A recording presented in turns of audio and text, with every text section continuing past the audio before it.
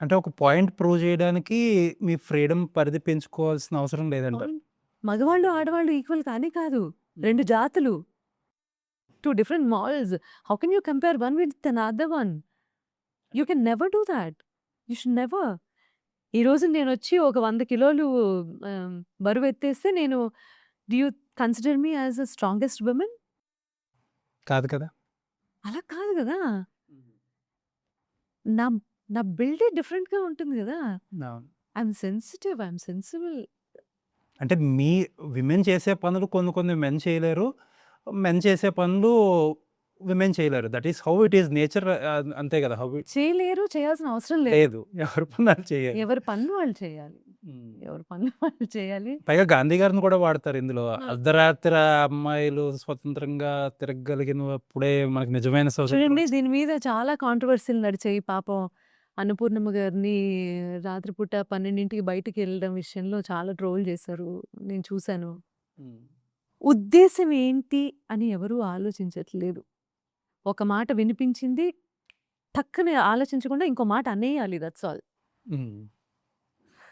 What is the meaning? What is the depth in it? I daily walk for 1 hour అండి. నాకు day time అంతా కుదరదు. And నాకు మా సొసైటీలో చుట్టూరు తిరగాలంటే అదొక క్లాస్ట్రోఫోబియాలా ఉంటది.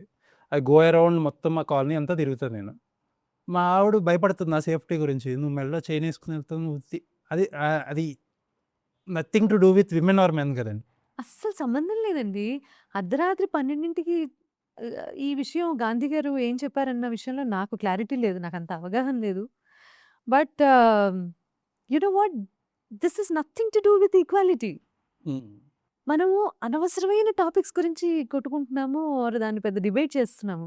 నిజమైన ఈక్వాలిటీ ఏంటి? నిజమైన ఫెమినిజం ఏంటి అనేది దాని గురించి ఎవరైనా కరెక్ట్‌గా మాట్లాడితే బావుండని నేను కూడా వెయిట్ చేస్తూ ఉన్నాను. This is not equality. Rights కోసం అసలు ఎవరన్నా వచ్చి చెప్పడం ఏంటి? Men and women are equal అని. We are equal. హ్మ్.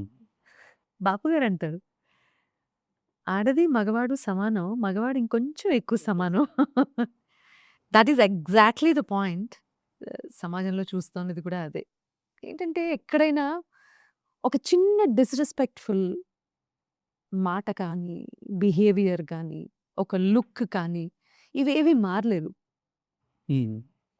ఎంత పొజిషన్‌లో ఉండనివ్వండి, ఎంత పేరు తెచ్చుకోనివ్వండి, ఎంత ఫెమినిస్ట్ అవ్వనివ్వండి, ఏదో ఒక లూజ్ కామెంట్, ఏదో ఒక అసలు ఎక్స్‌పెక్టేషన్ లేకుండా ఇండస్ట్రీలో ఏం జరగదా madam? What kind of expect ఇప్పుడు ఏదైనా సరే ఇప్పుడు ఒకళ్ళకి హెల్ప్ చేస్తున్నారు అంటే హెల్ప్ తీసుకునే వాళ్ళు ఒక డౌట్ అసలు పడాలి. హెల్ప్ అంటే హెల్ప్ ఏంటి? ఇప్పుడు సో మెనీ ఇప్పుడు సింగింగే ఉంది మేడం. సో మెనీ యంగ్ నాకు పీపుల్ ఒకళ్ళు కమ్ ఒక పాట ఇప్పుడు 'కీరవాణి' సార్ ఉన్నారు. నన్ను చాలా పాటలు పాడించారాయన. 'మణిశర్మ' గారు ఉన్నారు. చాలా పాటలు పాడాను నేను వారి దగ్గర. నాకొక పాటకి అవకాశం ఇస్తే హెల్ప్ చేసినట్టా? హ్మ్.